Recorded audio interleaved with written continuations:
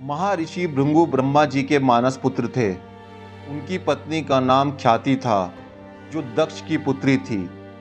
महर्षि भृगु सप्त ऋषि मंडल के एक ऋषि हैं। सावन और भाद्रपद में वे भगवान सूर्य के रथ पर सवार रहते हैं।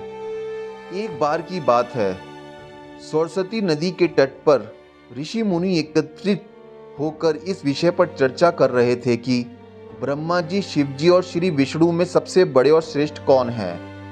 इसका कोई निष्कर्ष न निकलता देख उन्होंने त्रिदेवों की परीक्षा लेने का निश्चय किया और ब्रह्मा जी के मानस पुत्र महर्षि भृगु को इस कार्य के लिए नियुक्त किया। महर्षि भृगु सर्वप्रथम ब्रह्मा जी के पास गए। उन्होंने ना तो प्रणाम किया और ना ही उनकी स्तुति की। यह देख ब्रह्मा जी क्रोधित हो गए। क्रोध की अधिकता से उनका मुख लाल हो गया, आंखों में अंगारे दहकने लगे।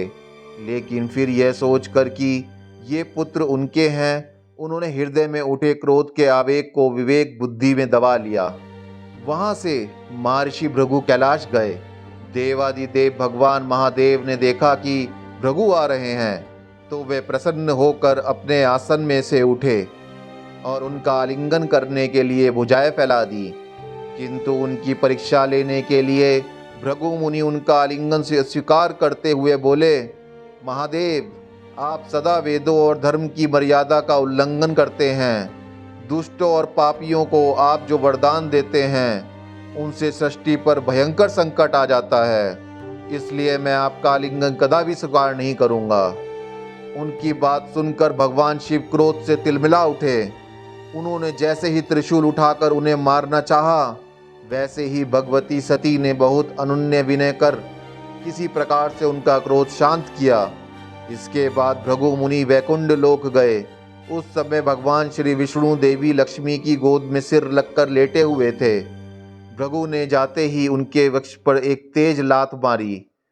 भक्त वत्सल भगवान विष्णु शीघ्र ही अपने आसन से उठ खड़े हुए और उन्हें प्रणाम करके उनके चरण सहलाते हुए बोले, भगवान, आपके पैर पर चोट तो नहीं लगी? कृपया इस आसन पर विश्राम करिए। भगवान, मुझे आपके शुभ आगमन का ज्ञान ना था, इसलिए मैं आपका स्वागत नहीं कर सका। आपके चरणों का स्पर्श तीर्थों को पवित्र करने वाला है। आपके चरणों के स्पर्श से आज मैं धन्य हो गया।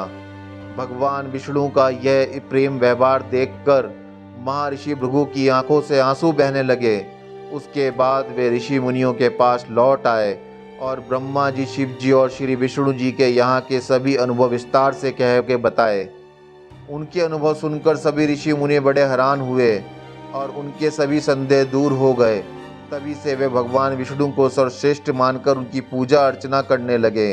वास्तव में उन ऋषि मुनियों ने अपने लिए नहीं, बल्कि मनुष्यों के संदेह को मिटाने के लिए ही ऐसी लीला रची थी। दोस्तों, अगर ये पौराणिक कहानी आपको अच्छी लगी हो तो प्लीज़ मेरे चैनल को लाइक करें, सब्सक्राइब करें। Thank you.